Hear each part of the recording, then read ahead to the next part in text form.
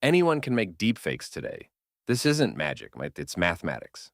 Linear algebra, dimensionality reduction, and neural networks. In this video, I'll explain step by step how it works. Let's start at the beginning with linear algebra. A vector is just a list of numbers. 2 numbers give you a point in the plane, 3 numbers a point in space. Matrices are tables of numbers that transform vectors. A 3 by 3 matrix takes a 3-dimensional vector and maps it to a new vector. You can rotate, scale, or project, all with a single multiplication. A vector in 3D space can be written as a combination of 3 basis vectors, x, y, and z. These basis vectors are perpendicular to each other. They're orthogonal. Each one describes a completely independent direction. No information is duplicated. What does orthogonality mean for real data?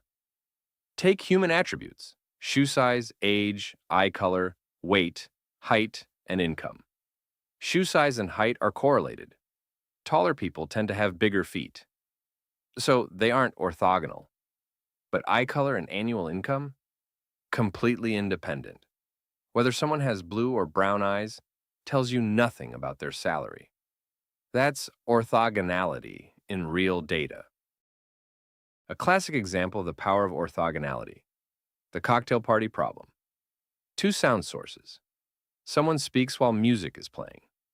One ear hears the mixture. 2 ears hear the mixture from slightly different positions. Mathematically, the measured signals X are a mixture of the source signals S blended through a matrix A. So X equals A times S. If we can invert the mixing matrix, we get the separated source signals. S equals A inverse times X. On the left, correlated mixed data, a slanted parallelogram.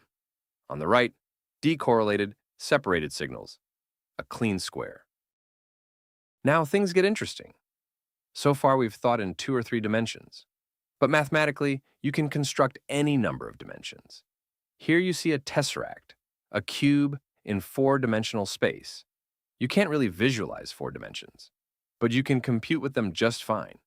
And when we display it on a screen, that's a projection, from 4 dimensions down to 2. What does this have to do with images? A black and white image with 10 by 20 pixels has 200 pixel values. You can think of this image as a 200-dimensional vector. Each pixel is a coordinate. Are these 200 dimensions orthogonal? No. Neighboring pixels are highly correlated. If one pixel is bright, its neighbor probably is too. There's redundancy in the data.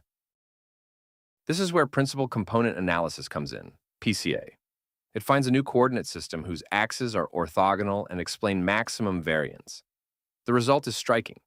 10,000 pixels become 2,500 principal components. And the image looks almost identical. The rest was redundancy. That's dimensionality reduction. But dimensionality reduction alone isn't enough. If we linearly interpolate between 2 faces, this happens. The intermediate images aren't faces, they're overlays. Ghosts. Because in pixel space, the straight path between 2 faces is not a face. It's completely different with nonlinear interpolation. Here, the intermediate states are actually new, plausible faces. Between every pose, every face, you get a fluid transition. This works because the interpolation doesn't happen in pixel space, but in a smarter space. And here comes the crucial trick: dimension increase. On the left, data in 2 dimensions. The points aren't linearly separable. But if we lift the data into a higher dimensional space, something amazing happens. What was a curve becomes a plane. What was nonlinear in 2 dimensions becomes linear in 3. This is the kernel trick. A single neuron takes multiple inputs, multiplies each by a weight, sums them up, and passes the result through an activation function. This activation function is the key. It's nonlinear. Without it, the entire network would just be one big matrix multiplication. Stack many such neurons in layers, and you get a neural network. An autoencoder is a special neural network with an hourglass architecture. On the left, the encoder. It compresses a high-dimensional image into a low-dimensional latent space. On the right, the decoder. It reconstructs the image from this compressed form. The bottleneck in the middle forces the network to keep only the essential information. That's nonlinear dimensionality reduction. And now the magic happens. In the latent space, you can do arithmetic on faces like vectors. Smiling woman minus neutral woman plus neutral man equals smiling man. This works because the latent space has decomposed faces into orthogonal features: gender, expression, gaze direction, lighting. Every direction in the latent space corresponds to a semantic property. And that brings us to deepfakes. The trick is shockingly simple.